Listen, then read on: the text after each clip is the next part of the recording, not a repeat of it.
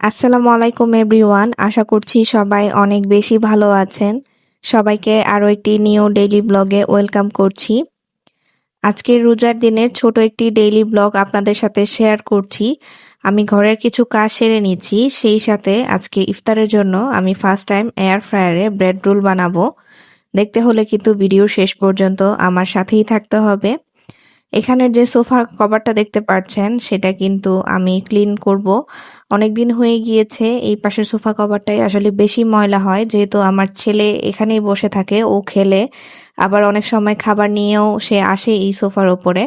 এছাড়া বেশিরভাগ মানুষ আসলেও দেখা যায় ওই পাশটাতেই বসা হয়, এর জন্য ওই পাশটা বেশি নোংরা হয়ে যায়। এর জন্য ভাবলাম ওই পাশের কভারটাই ধুয়ে নিই। এটা অ্যাকচুয়ালি আসলে সোফার কভার না, আমি কাপড় কিনে তারপরে জাস্ট সোফার উপরে দিয়ে রাখি। সোফার কভার আমার ভালো লাগে না। দেখা যায় মানে গেস্ট আসলে আমি ইজিলি কিন্তু এটা উঠিয়ে ফেলতে পারি, কভার হলে তো সেটা করতে পারতাম না। আর সেই সাথে আজকে আমি বেডশিটটাও চেঞ্জ করব, বাসায় আমার শ্বশুর শাশুড়ি আসবে। এর জন্য সকালে ঘুম থেকে উঠেই আজকে কাজে লেগে পড়েছি। আমি অন্য টাইমে দেখা যায় সেহরি করার পরে নামাজ শেষ করে একটু ঘুমিয়ে নিই, কিন্তু সেদিন আর ঘুমাইনি। সেদিন ঘরের যে টুকটাক কাজ ছিল সবগুলো করে নিয়েছি।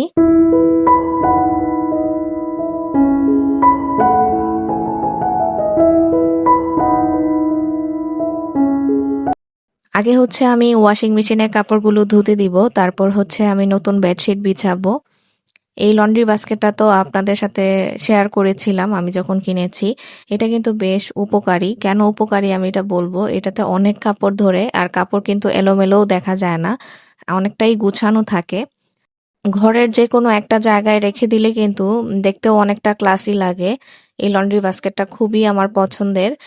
আর লন্ড্রি বাস্কেটে যে কয়টা কাপড় ছিল ভাবলাম সাথে দিয়ে দেই।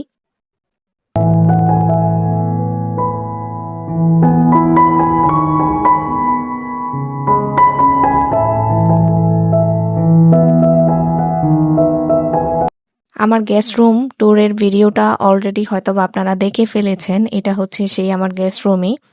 এখানে আমি চাদর বিছিয়ে নিচ্ছি। এই চাদরটা আমি চেষ্টা করেছি যেন আমার রুমের সাথে মানানসই হয়, সেভাবেই চাদর বিছানোর। আমি কিন্তু রুমের জন্য সবসময় হালকা কালার চাদর পছন্দ করি, কারণ এতে করে দেখা যায় রুমটা অনেকটা আপনার ক্লাসি লাগে। সেই সাথে কিন্তু ছোট রুম হলে কিন্তু অনেকটাই বড় দেখাবে, আর রুমে একটা শান্ত পরিবেশ সৃষ্টি করে, আমার কাছে যেটা মনে হয়। ঘর গোছানো শেষ করে তারপর আমি কিচেনে চলে আসি। পেঁয়াজুর জন্য যে ডালটা রেডি করেছিলাম সেটা আমার বেশ অনেক দিনই গিয়েছিল, কারণ আমরা তো বেশি একটা ভাজা পোড়া খাই না। এক এক দিন এক একভাবে আসলে ইফতার আইটেমটা রেডি করে থাকি। আর আমি ডালও ভিজিয়ে রেখেছিলাম সেহরি খেয়ে, আর সেই সাথে ছোলাটাও ভিজিয়ে রেখেছিলাম। এখন ব্রেড রোলের প্রিপারেশন নিচ্ছি, চলুন এটা আপনাদের সাথে শেয়ার করি। আমি এখানে পেঁয়াজ কুচি দিয়েছি, সেই সাথে একটু আদা রসুন বাটাও দিয়েছি, সাথে লাল মরিচ দিয়েছি, আর গোলমরিচ দিয়েছি। এখন আমি মাংসটা দিয়ে দিচ্ছি। কুচি কুচি করে নিয়েছি অ্যাকচুয়ালি আমি মাংসটা, আর সেই সাথে দিব গাজর কুচি। এটাকে আমি এভাবেই কিছুক্ষণ ভাজাভাজি করে নিব। তারপর আমি এখানে টমেটো সস ব্যবহার করেছি। আর এইদিকে আমি পেঁয়াজও ভেজে নিচ্ছি, আর সেই সাথে আলুর চপ রেডি করব, আর সাথে বেগুনি থাকবে, পাতাকপির পাকোড়া থাকবে। আসলে ভাজাভাজির আইটেমটা আসলে আমরা তেমন একটা খাই না, তবে আমার শ্বশুর কিন্তু এগুলো ছাড়া ইফতারিতে তেমন অন্য খাবার খেতেও চায় না, ওনার এইসব খাবার খুবই পছন্দ। পরে আমি ভাবলাম যেহেতু এগুলো করতেই হবে, ওনারা যে কয়দিন থাকবে, ওনারা যেহেতু পছন্দ করে এইসব খাবার।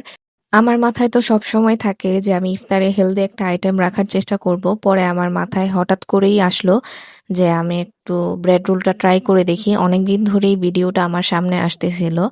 পরে আমি ভাবলাম সবাই তো এটা তেলে ভেজে খায়, আমি না হয় এয়ার ফ্রায়ারে ট্রাই করে দেখি। যদিও আজকে ফার্স্ট টাইম আমি এয়ার ফ্রায়ারে ব্রেড রোলটা বানাবো।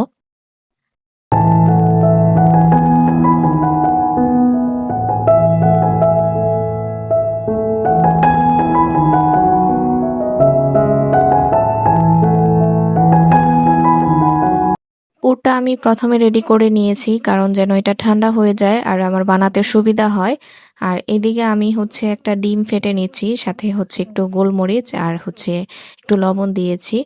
এখন আমি হচ্ছে ব্রেডগুলো নিয়ে নিয়েছি আর ব্রেডের সাইডের অংশটুকু যে ব্রাউন কালার অংশ সেটা আমি হচ্ছে কেটে ফেলবো।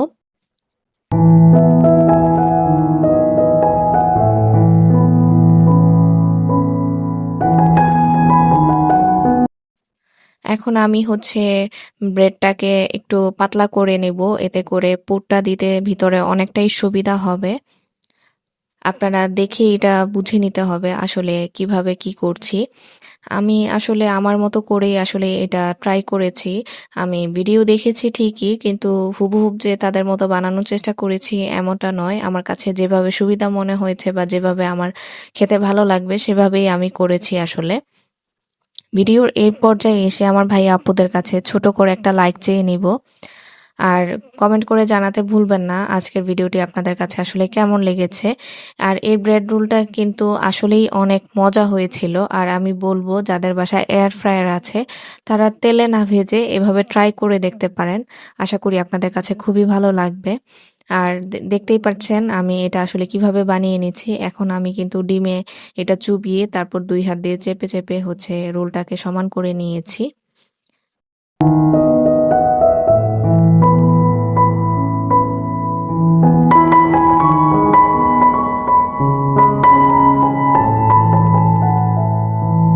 প্রতিটা রুলই কিন্তু আমি রেডি করে নিয়েছি অফ ক্যামেরাতে। ২ টা তো আপনাদের সাথে শেয়ারই করেছি কিভাবে বানিয়েছি। ১ম এ ভেবেছিলাম ফয়েল পেপারে দিব, পরে দেখলাম যে অনেকটা দেরি হয়ে গিয়েছে, ইফতার টাইম হয়ে যাবে।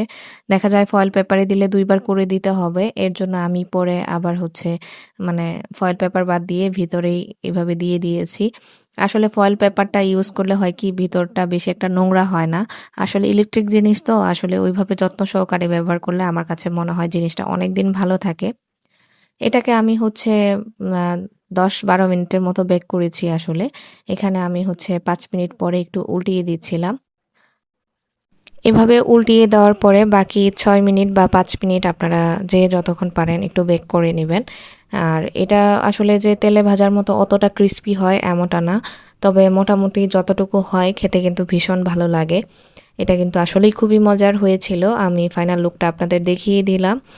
কথা বলতে বলতে ভিডিওর শেষ পর্যায়ে চলে এসেছি। সবাই ভালো থাকবেন আর আমাদের জন্য দোয়া করবেন। আল্লাহ হাফেজ।